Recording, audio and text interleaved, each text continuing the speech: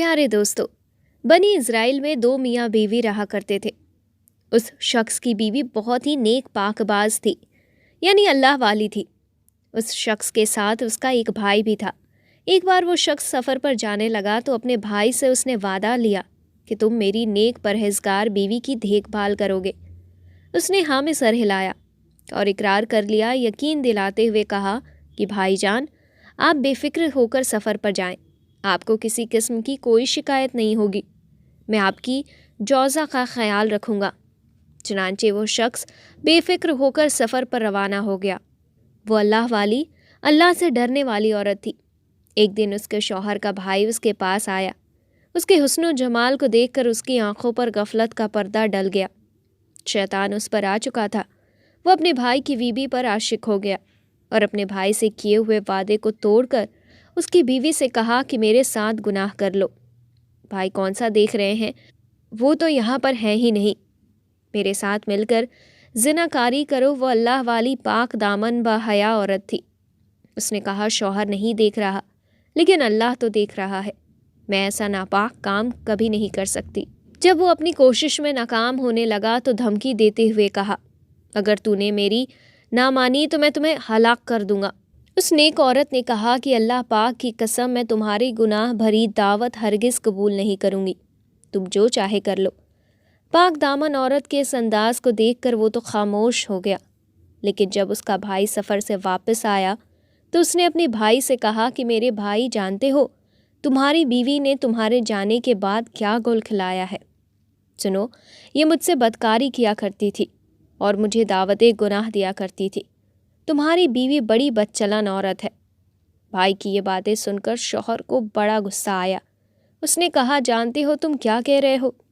چھوٹے بھائی نے کہا، بھائی جان، قسم سے میں بالکل سچ کہہ رہا ہوں، میں نے حقیقت تمہیں بتا دی ہے، اب تمہاری مرضی۔ بھائی کی بات سن کر شوہر کے دل میں یہ بات جم گئی کہ واقعی میری بیوی نے خیانت کی ہے۔ غصے کی وجہ سے اس نے اپنی بیوی سے بات چیت کرنا بند کر دیا، یہ بھی نہیں پوچھا کہ میرا بھائی سچ کہہ رہا ہے یا نہیں۔ بالآخر ایک رات موقع پا کر اپنی پاک دامن بیوی پر تلوار سے وار کر کے اسے زخمی کر دیا۔ جب یقین ہو گیا کہ وہ مر چکی ہے تو وہ وہاں سے چلا گیا، لیکن وہ اللہ والی اللہ کی قدرت سے زخمی ہونے کے باوجود زندہ تھی۔ وہ نیک عورت گرتی پڑتی ایک عبادت خانے کے قریب جا پہنچی۔ اس کی درد بھری آہیں سن کر اس عبادت خانے میں موجود عابد نے اپنے غلام کو بھیجا۔ دونوں اسے اٹھا کر عبادت خانے میں لے آئے۔ نیک نیت عابد بڑی توجہ سے اس کا علاج کرتا رہا، جس کی وجہ سے وہ بہت جلد ٹھیک ہو گئی۔ عابد کی بیوی کا انتقال ہو چکا تھا، اس کا ایک چھوٹا بیٹا تھا۔ اس عابد نے عورت سے کہا کہ اب تم ٹھیک ہو گئی ہو، اگر جانا چاہو تو خوشی سے چلی جاؤ، اور اگر یہاں رہنا چاہو تو تمہاری مرضی۔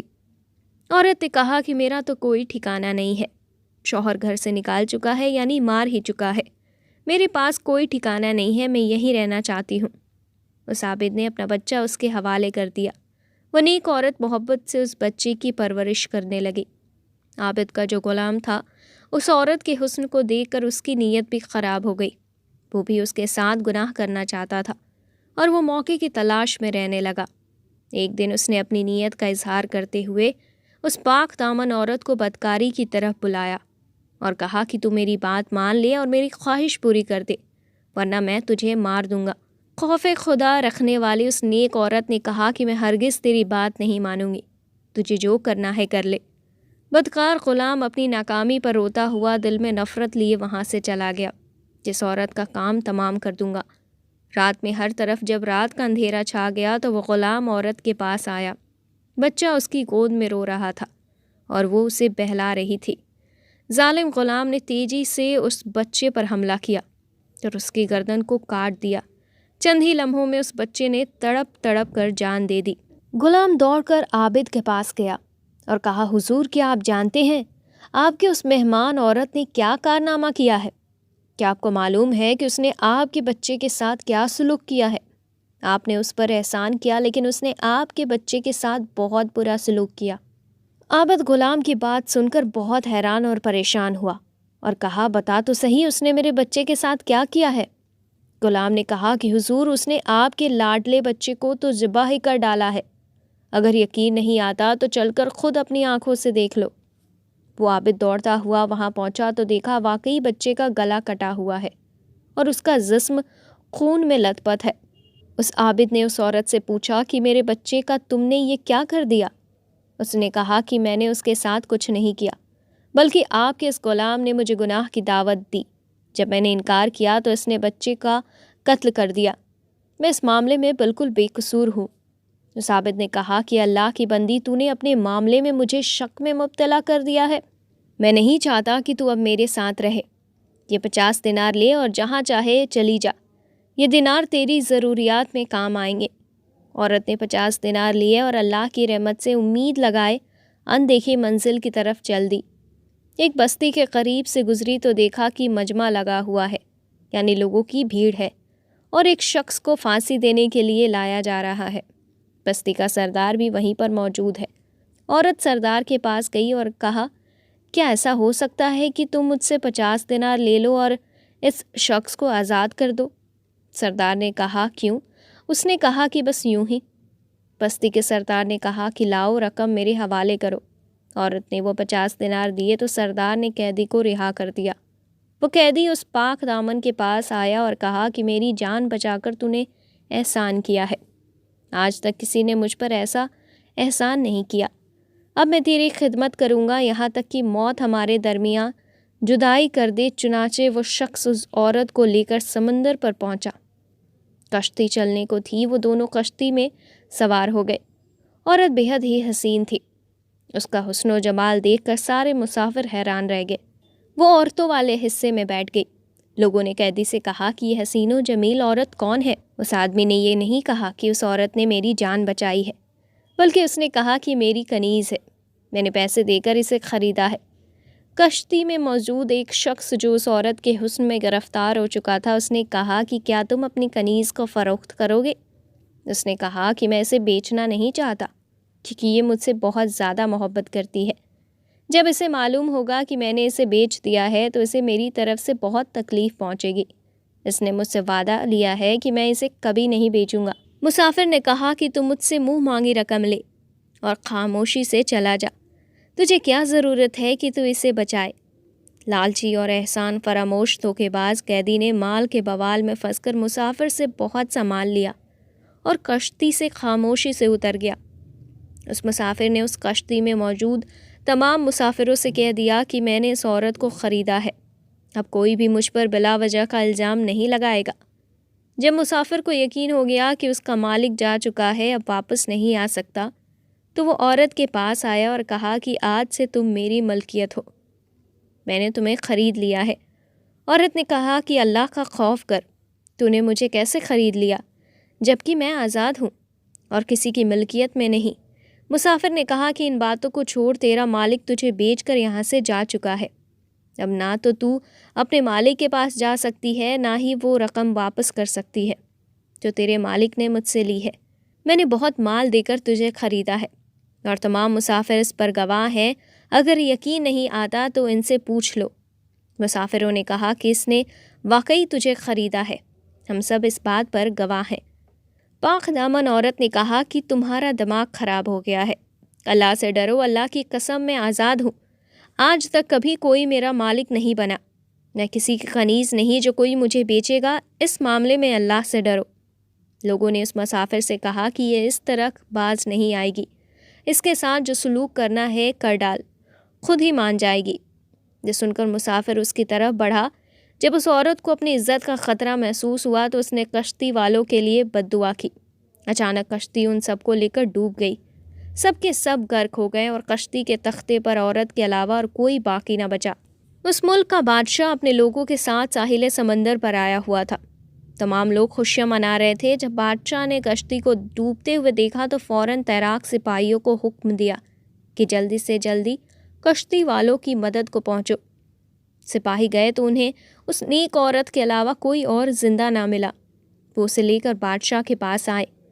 بادشاہ نے ساری بات سن کر اسے نکاح کا پیغام دیا، لیکن اس نے یہ کہہ کر انکار کر دیا کہ بادشاہ حضور، میرا قصہ بڑا ہی عجیب و غریب ہے، میرے لیے نکاح کرنا جائز نہیں، کیونکہ میرے شوہر نے مجھے طلاق نہیں دی ہے۔ بادشاہ نے جب یہ سنا تو اس کے لیے الگ مکان بنوا دیا اور وہ اس میں رہنے لگی۔ دن گزرتے گئے، وقت کی گاڑی تیزی سے چلتی رہی۔ بادشاہ کو جب بھی کوئی اہم معاملہ پیش آتا تو وہ اس اللہ والی عورت سے مشورہ کرتا۔ اللہ پاک نے اس کے مشورے میں ایسی برکت دی کہ ان پر عمل کر کے بادشاہ کو ہمیشہ کامیابی ہوتی۔ اب بادشاہ کے نزدیک وہ پاک دامن عورت بہت ہی زیادہ عظیم ہو چکی تھی۔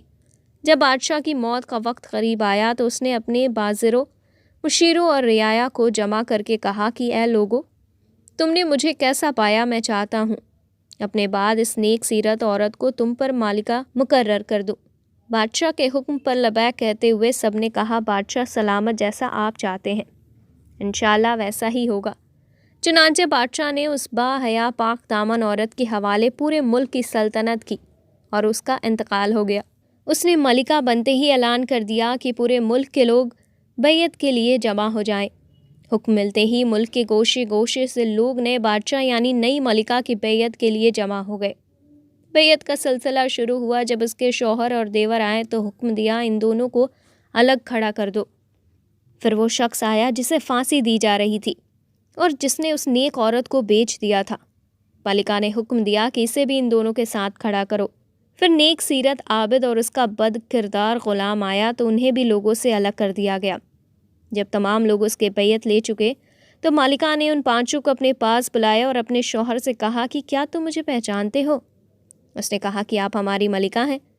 پاک دامن عورت نے کہا کہ میں تمہاری بیوی ہوں۔ سنو تمہارے بد کردار بھائی نے میرے ساتھ کیسا برا سلوک کیا۔ یہ کہہ کر اس نے سارا واقعہ سنا دیا۔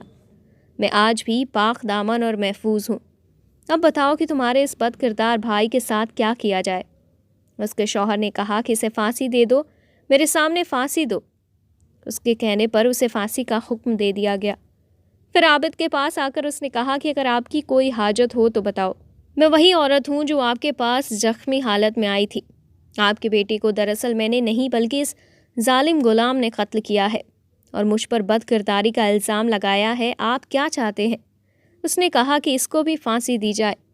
اس عابد کے کہنے پر اس غلام کو بھی قتل کروا دیا گیا۔ اب اس شخص کی باری تھی جسے پھانسی دی جا رہی تھی اور ملکہ نے اسے بچایا تھا۔ جب وہ آیا تو اسے بھی قتل کر دیا گیا اور اس کی لاش چوراہے پر لٹکا دی گئی اور یوں وہ سب اپنے انجام کو پہنچ گئے۔ باحیا پاک دامن عورت نے اللہ والی نے ہر وقت اپنی عزت کی حفاظت کی، احکام خدا بندی کو پیش نظر رکھا اور صبر سے کام لیا۔ آج اسے تاج و تخت اور عزت اور عظمت کی دولت میسر تھی۔ اسی طرح وہ سلطنت کو چلاتی رہی اور نیک نامی کی حالت میں اس دنیا سے گئی۔ دوستو، یہ ویڈیو آپ کو کیسی لگی ہمیں ضرور کامنٹ باکس میں بتائیے گا۔ ساتھ ہی چینل کو سبسکرائب کیجیے گا اور بیل آئیکن کو بھی دبائیے گا تاکہ نیکسٹ ویڈیو کا نوٹیفیکیشن آپ تک جلدی پہنچے۔ ہم ملتے ہیں نیکسٹ ویڈیو میں نئے واقعے کے ساتھ، تب تک کے لیے شکریہ۔